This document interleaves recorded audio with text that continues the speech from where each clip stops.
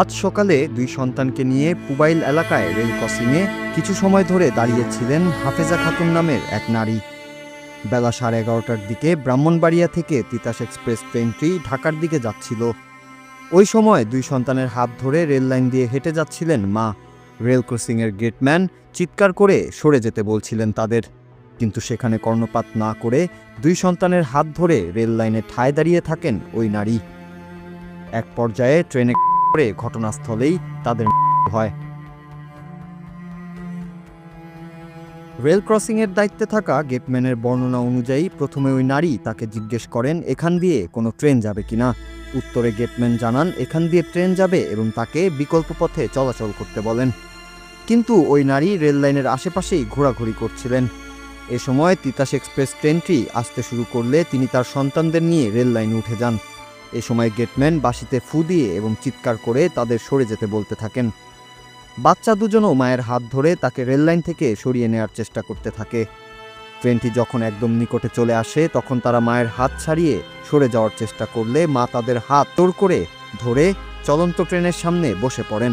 Train চলে যাওয়ার পর তাদের হয়ে যাওয়া দেহ দেখতে পান স্থানীয়রা। আমাকে জিজ্ঞেস করলো এখন তো ট্রেন আসছে, আমি ট্রেন আসতেছে কিছুক্ষণের ভিতরে ট্রেন আসবে, আপনি ও অপর সাইডে দিয়ে যান।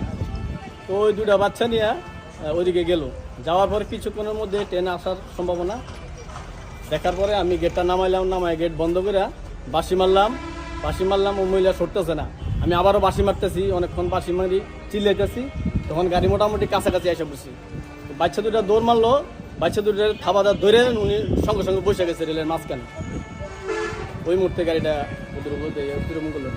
আমার যাওয়ার পথে বাচ্চা নিয়ে আসতে যাওয়ার পথে দেখি এই জায়গায় একটা মহিলা ওনার বাসা বড় বাজার আইসা দুটা বাচ্চা নিয়ে রেল লাইনে বড় বাচ্চাটা দৌড় দিয়ে চলে যেতে হয়েছিল, ওইটা ওই দইটা নিয়ে আইসা দুইটা বাচ্চা একসাথে কইরা একটা হৃদয় বিদরক ঘটনা ঘটাইলো। আর চায় না বাচ্চাদের কোনো ক্ষতি হোক।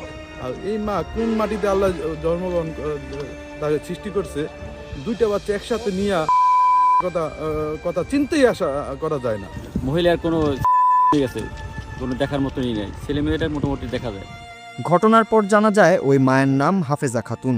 ৩৫ বছর বয়সী ওই নারী গাজীপুরের কালীগঞ্জ উপজেলার দক্ষিণ নতুন সোমবাজার এলাকার মোজাম্মেল হকের মেয়ে। জানা যায় নিহতের মধ্যে ৮ বছর বয়সী মেয়েটির নাম তাবাসসুম ও ৫ বছর বয়সী ছেলেটির নাম মারুফ।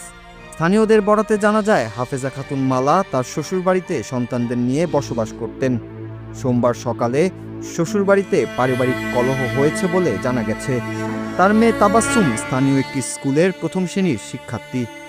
সকালে তাকে ইউনিফর্ম পরিয়ে স্কুলে পাঠানোর উদ্দেশ্যে বাড়ি থেকে বের হন হাফেজা।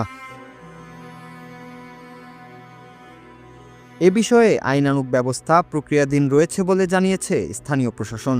এই ঘটনা ঘিরে চাঞ্চল্য সৃষ্টি হয়েছে এলাকা জুড়ে। কেন বা কী কারণে এমন ভয়াবহ কাণ্ড ঘটালেন ওই নারী, এই প্রশ্নই বারবার সামনে আসছে। এমন মর্মান্তিক সিদ্ধান্ত নেওয়ার পেছনে কী কারণ তার উত্তর হয়তো মিলবে প্রশাসনিক তদন্তে, কিন্তু ওই ছোট্ট শিশুদের বেঁচে থাকার আকুতি যেন দীর্ঘশ্বাস হয়ে ঘুরে বেড়াবে এই রেললাইন জুড়ে অনন্তকাল। Noor Raju, Bangla TV news desk.